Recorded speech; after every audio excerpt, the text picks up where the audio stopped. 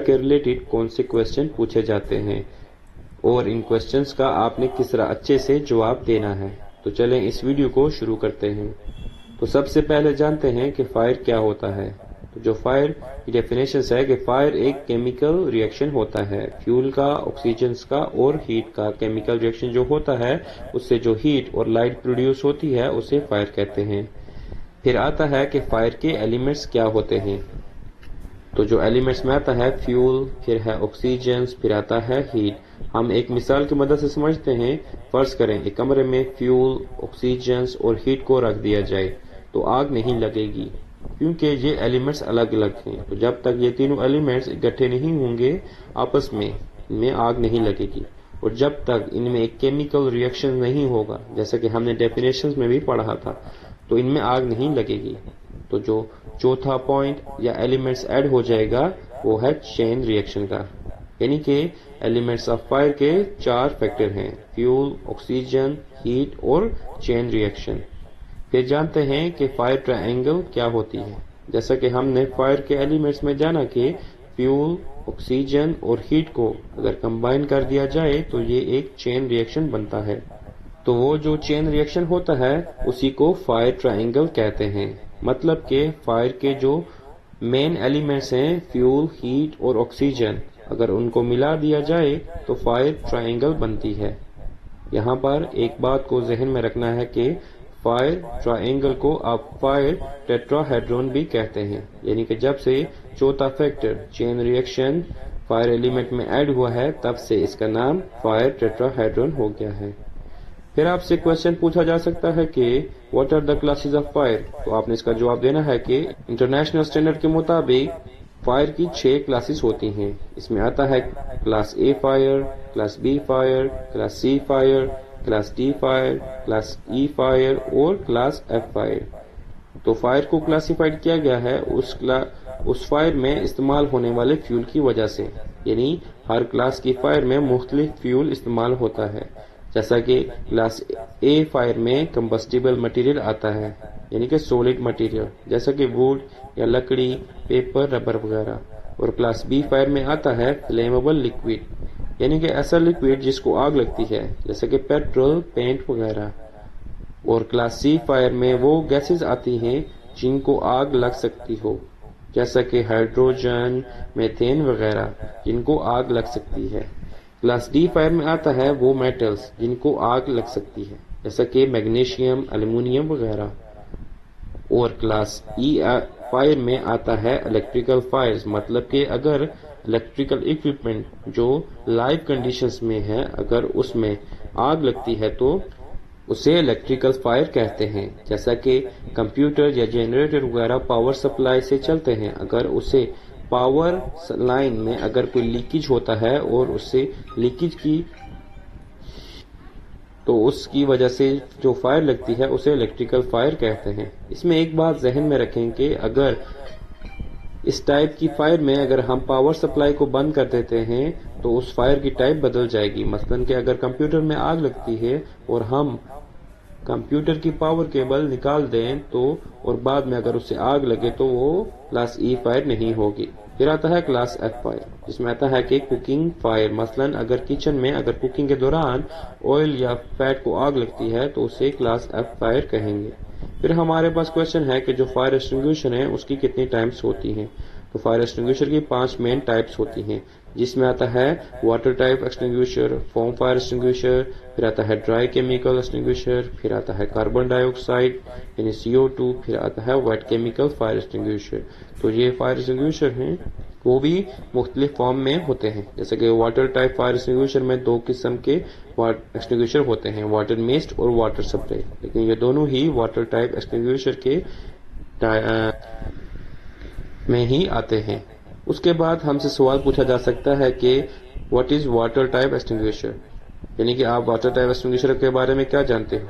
तो आपने बताना है कि जो वाटर एक्सटिंग्विशर है वो क्लास ए की जो फायर होती है उसे बुझाने के लिए इस्तेमाल किया जाता है, और जो वाटर एक्सटिंग्विशर है उसे पहचानने के लिए जो फायर एक्सटिंग्विशर है उस पर वर्ड वाटर लिखा हुआ होगा, और जो लेबल है उसका कलर ब्राइट रेड होगा, जिसे आपने उसे पहचान लेना है।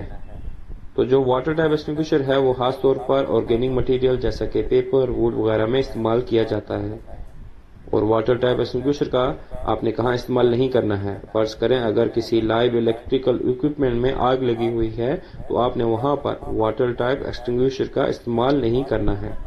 और किचन फायर्स में भी इसका इस्तेमाल नहीं करना है। और जो फ्लेमेबल गैसेज या लिक्विड हैं अगर उस पर आग लगती है तो वहां पर भी हम वाटर टाइप एक्सटिंग्विशर का इस्तेमाल नहीं कर सकते। फिर आपसे फोम एक्सटिंग्विशर के बारे में भी पूछा जा सकता है, तो आप इसका जवाब दे सकते हो कि जो फोम टाइप एक्सटिंग्विशर है वो ज्यादातर क्लास बी फायर को बुझाने के लिए इस्तेमाल किया जाता है, लेकिन हम इसका इस्तेमाल क्लास ए की जो फायर है उस पर भी कर सकते हैं, क्योंकि क्लास ए की फायर वाटर बेस्ड फायर होती है। फोम एक्सटिंग्विशर को पहचानने के लिए जो एक्सटिंग्विशर है उस पर फोम लिखा हुआ होगा और जो लेबल है उसका कलर क्रीम होगा। फोम एक्सटिंग्विशर का इस्तेमाल हम ऑर्गेनिक मटेरियल जैसे कि पेपर, कार्डबोर्ड वगैरह के लिए कर सकते हैं। और जो फ्लेमेबल लिक्विड है जैसा कि पेंट या पेट्रोल वगैरह उस पर भी हम फोम एक्सटिंग्विशर का इस्तेमाल कर सकते हैं। फिर हम फोम एक्सटिंग्विशर का इस्तेमाल कहां पर नहीं कर सकते, तो जो किचन फायर्स हैं वहां पर हम फोम एक्सटिंग्विशर का इस्तेमाल हम नहीं कर सकते। और जो इलेक्ट्रिकल इक्विपमेंट हैं अगर उनमें आग लगती है तो वहां पर भी हम फोम एक्सटिंग्विशर का इस्तेमाल नहीं कर सकते। और जो फ्लेमेबल मटेरियल हैं उनको अगर आग लगती है तो उस पर भी हम फोम एक्सटिंग्विशर का इस्तेमाल नहीं कर सकते। फिर आपसे डीसीपी यानी कि ड्राई केमिकल पाउडर के बारे में भी पूछा जा सकता है, तो आपने बताना है कि जो डीसीपी है वो हम क्लास ए, क्लास बी और क्लास सी टाइप की फायर जो है उन पर इस्तेमाल कर सकते हैं, इसीलिए हम डीसीपी को ABC फायर एक्सटिंग्विशर भी कहते हैं। तो जो डीसीपी एक्सटिंग्विशर है उसे पहचानने के लिए एक्सटिंग्विशर पर DCP लिखा हुआ होगा और तो उसका कलर ब्लू होगा। तो डीसीपी को हम इस्तेमाल कर सकते हैं ऑर्गेनिक मटेरियल पर जैसा कि पेपर, कार्डबोर्ड और वुड पर। और हम फ्लेमेबल लिक्विड जैसा कि पेट्रोल या पेंट पर अगर आग लगती है तो हम डीसीपी का इस्तेमाल कर सकते हैं। और हम डीसीपी का इस्तेमाल फ्लेमेबल गैसेज यानी कि एसिटिलीन और LPG पर भी कर सकते हैं।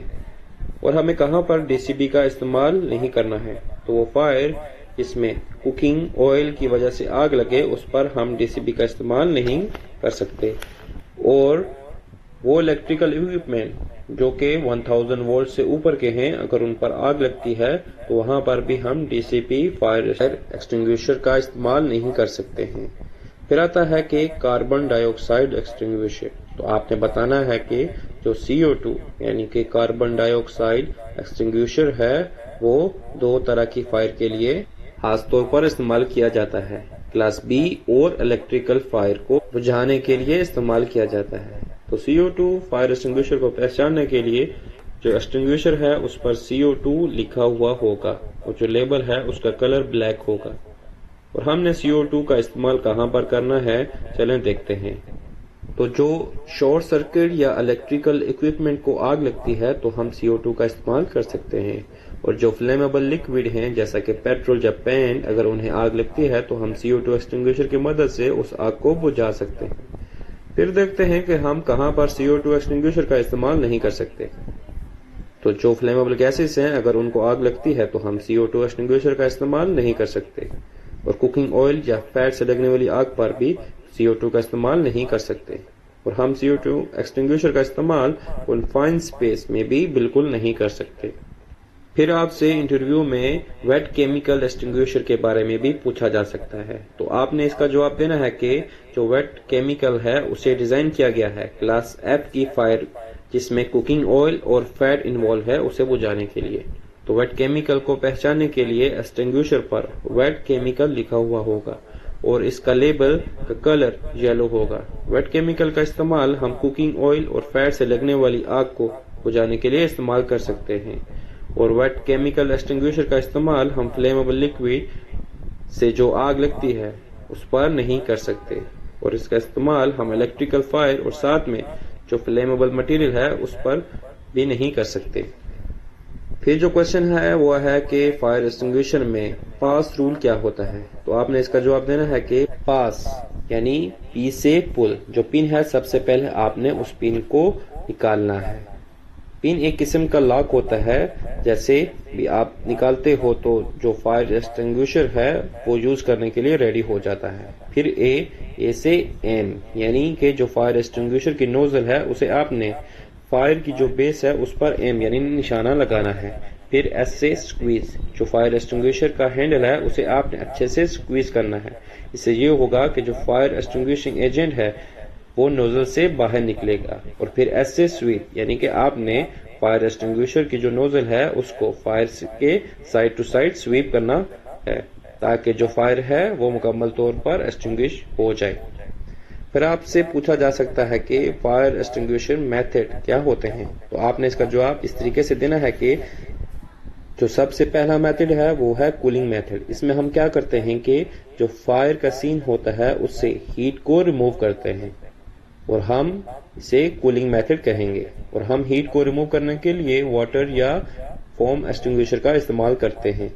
फिर आता है स्टारवेशन, यानी कि फायर सीन से अगर हम फ्यूल को रिमूव करते हैं तो उसे स्टारवेशन मेथड कहते हैं और ये हम जो फ्यूल सप्लाई है उसे कट करने से कर सकते हैं। फिर आता है स्मूदरिंग मेथड, तो इसमें हम जो फायर सीन है उससे ऑक्सीजन को रिमूव करते हैं और ये हम कर सकते हैं डीसीपी और CO2 फायर एक्सटिंग्विशर का इस्तेमाल करके।